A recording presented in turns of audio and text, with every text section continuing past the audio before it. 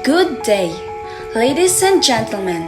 Today, we embark on a journey through the vibrant and transformative landscape of emerging American dance, a period that unfolded between 1930 and 1944, capturing the essence of a nation in the midst of change and self-discovery.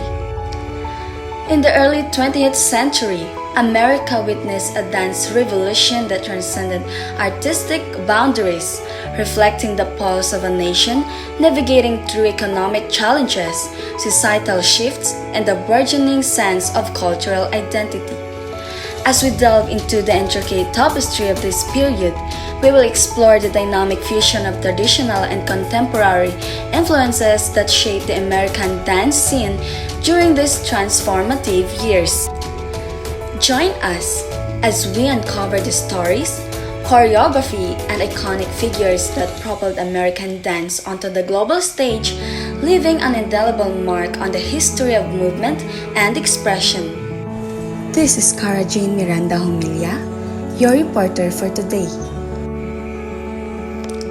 Glance at the past. In the early 1930s, American dance underwent a transformative phase, transitioning from traditional European influences to the emerging American style of the 1940s. This era saw the establishment of new dance forms, notably modern dance, which became firmly rooted in the cultural landscape.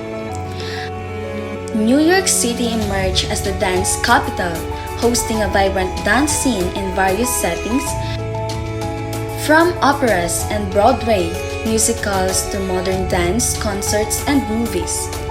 The United States, during the period from the 1930s to its entry into World War II, embarked on a quest for a unique dance identity. Ballet companies grappled with retaining classical traditions while incorporating contemporary elements to resonate with American audiences.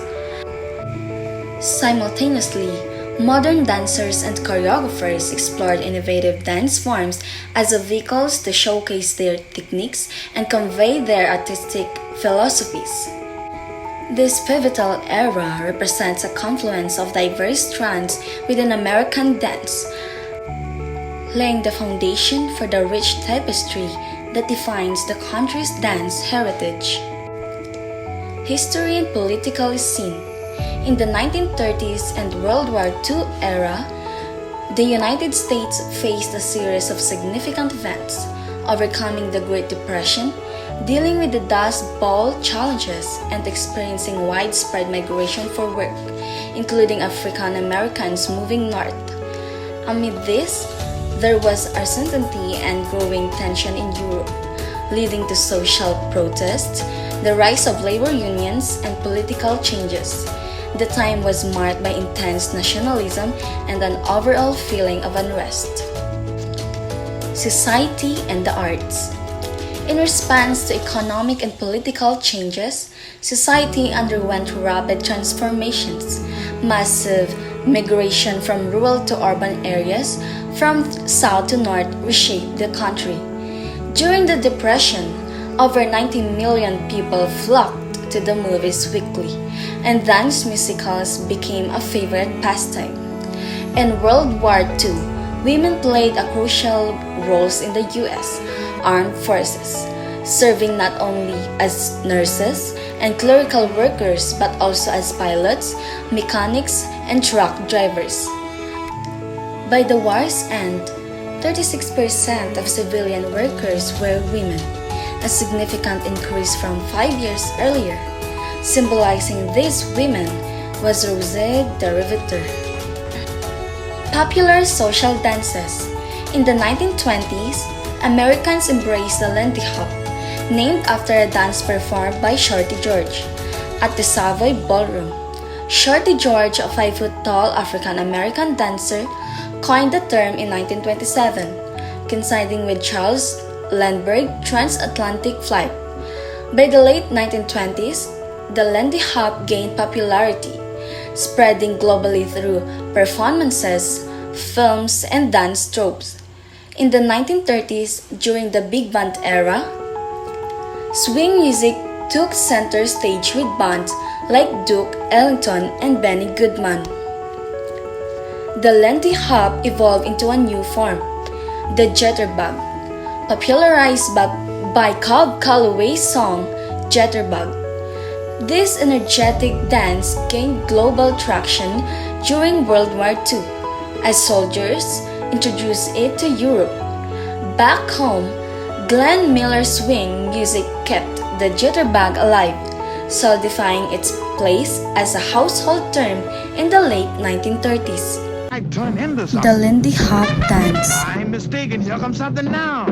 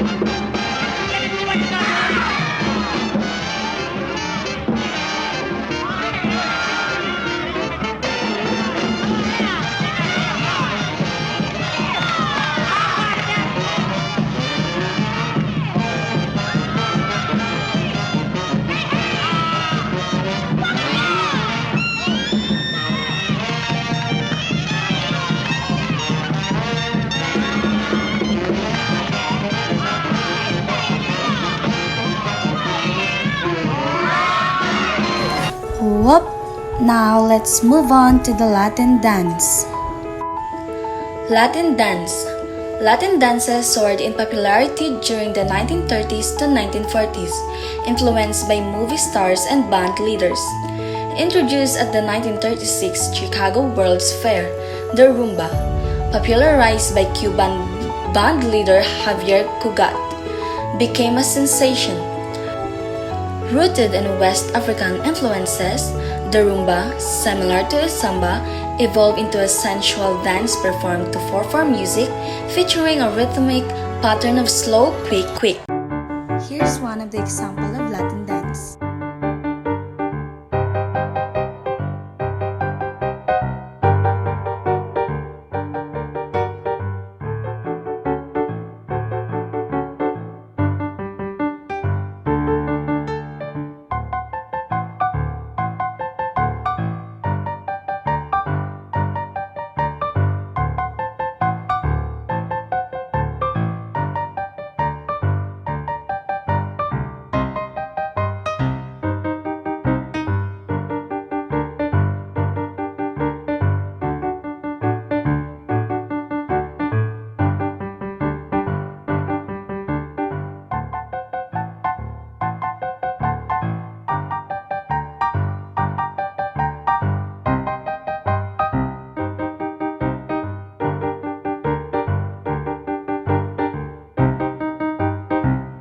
And that's it, Kimi.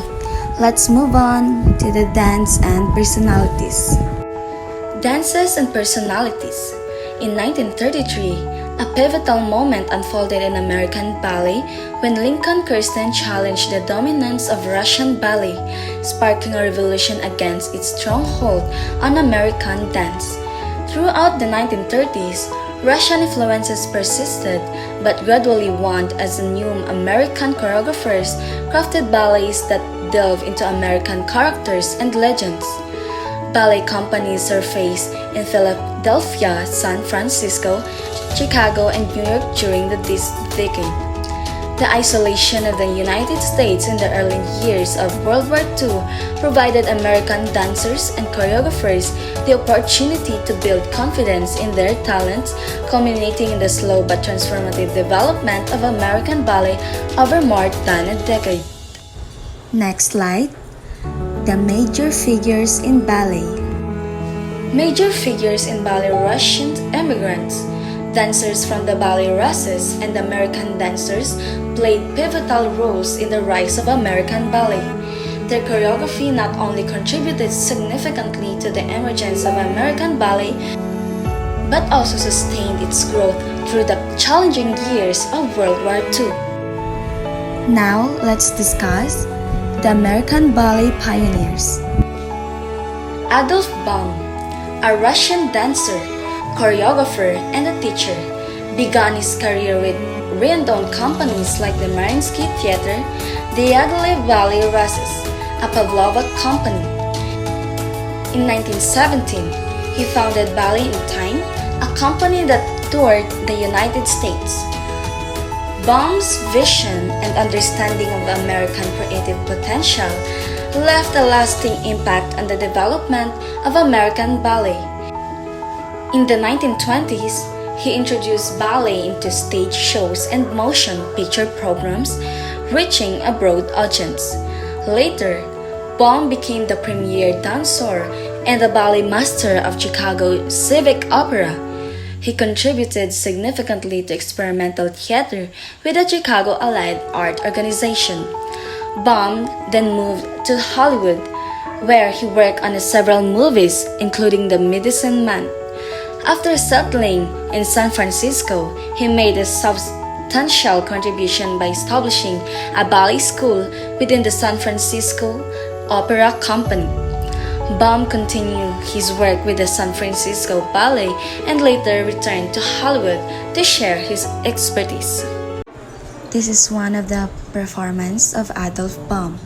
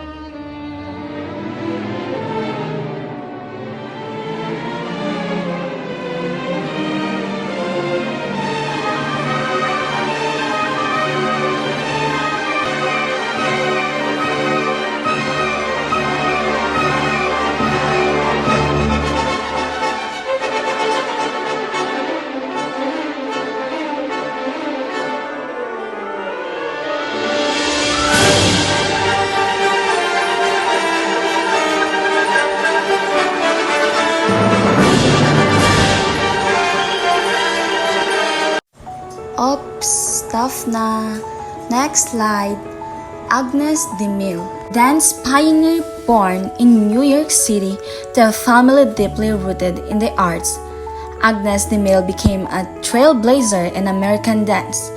After studying dance in both New York and Britain, she began her career with Ballet Rambert in London, eventually returning to the United States. Her creative journey led to iconic works like Rodeo, which premiered in 1943 with the ballet Rosa de Monte Carlo, marking her transition to Broadway. In 1943, she choreographed the legendary musical Oklahoma and continued to leave an indelible mark on Broadway with works like Carousel, Brigadon, Gentlemen Prefer Blonde, and Paint Your Wagon. In 1948, she achieved another ballet hit with Fall River Legend, a dramatic piece based on the infamous Lizzie Borden murder case. Notably, Agnes de Mille groundbreaking contributions extended to establishing the Agnes de Mille Heritage Dance Theater at the North Carolina School of the Arts in 1974. The company embarked on cross-country tours until 1975 when de Mille's health setback concluded the project. Her enduring impact on American dance remains a testament to her innovative spirit. Agnes de Mille's impact. In musical theater, she pioneered the concept of dances integrated into the plot, a milestone exemplified by Oklahoma, the first musical with this unified design. De Mille blazed a trail as both a choreographer and a stage director, setting a precedent of others to follow. Her dance movements, especially in works like Rodeo, became synonymous with American style, leaving an enduring mark on dance aesthetics. Through innovative conversations about the dance, lectures, DeMille educated American audiences on the history of dance, both live and on television.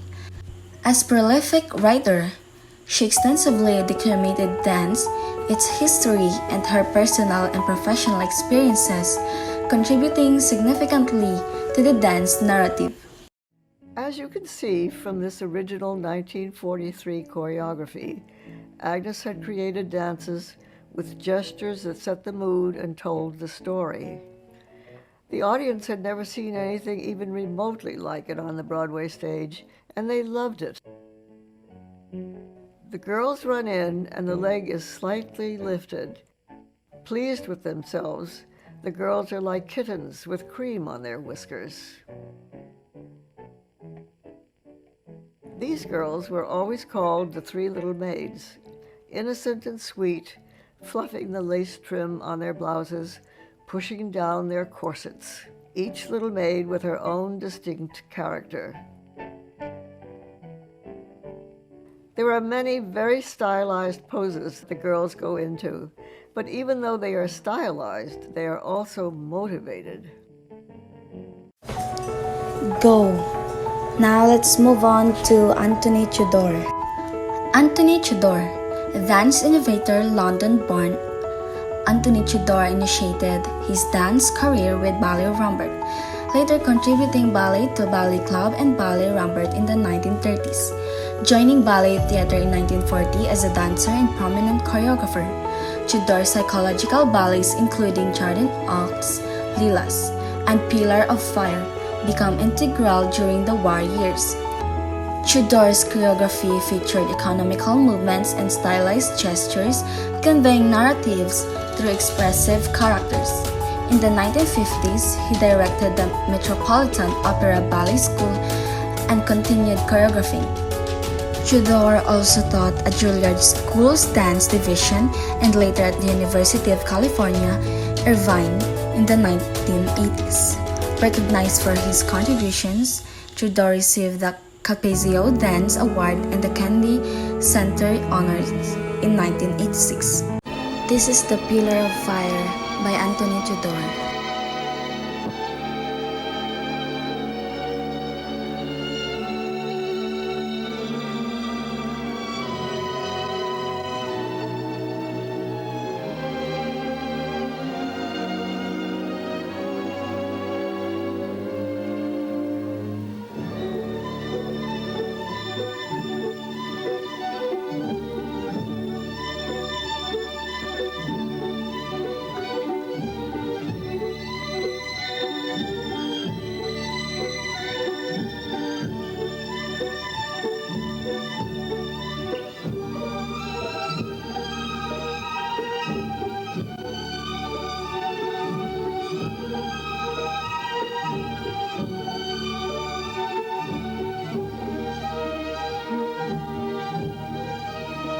Now let's go to George Balanchine.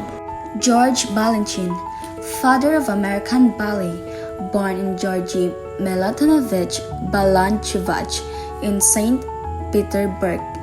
Balanchine accidentally entered the Imperial Ballet School in 1914, later graduating with honors in 1921 while studying at the Conservatory of Music.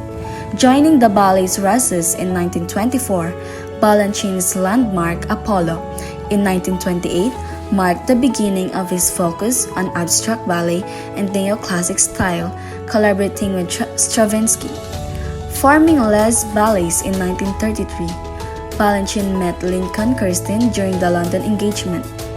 Invited to the U.S., he directed the School of American Ballet and choreographed his first original ballet in the country, Serenade, in 1935.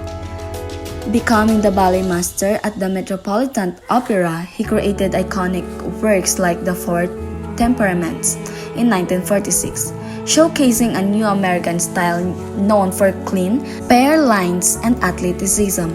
Balanchine, an American citizen since 1939, choreographed over 426 ballets, earning him the title Father of the American Ballet.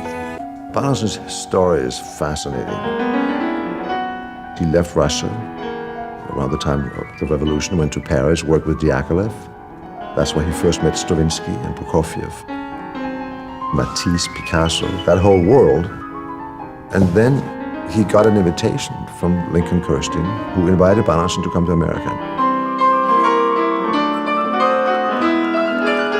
They started a School of American Ballet, where he created his first ballet, Serenade, which is now a classic. There was no grassroots balletic organization in America. And then they started a ballet company. And it folded. And there was like 3 or 4 precursors. And then finally,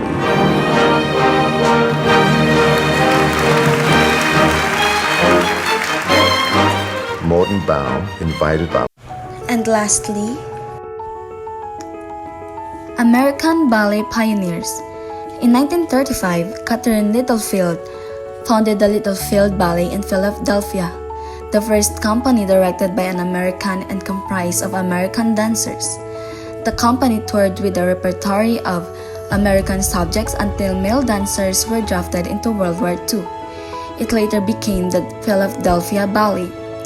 Ralph Page and Bentley Stone co-directed the Page Stone Ballet in Chicago, touring from 1938 to 1942. In the 1950s, Page established the Chicago Opera Ballet, later known as Ruth Page's Chicago Opera Ballet, exploring various movements, fields, and choreographing American themes works. As I conclude my part of the presentation, I would like to hand it over to Crystal Fabroa and Althea Jones Bitita to continue and provide additional insights. Thank you for your attention, and I look forward to the continuation for our presentation. Althea, the floor is yours.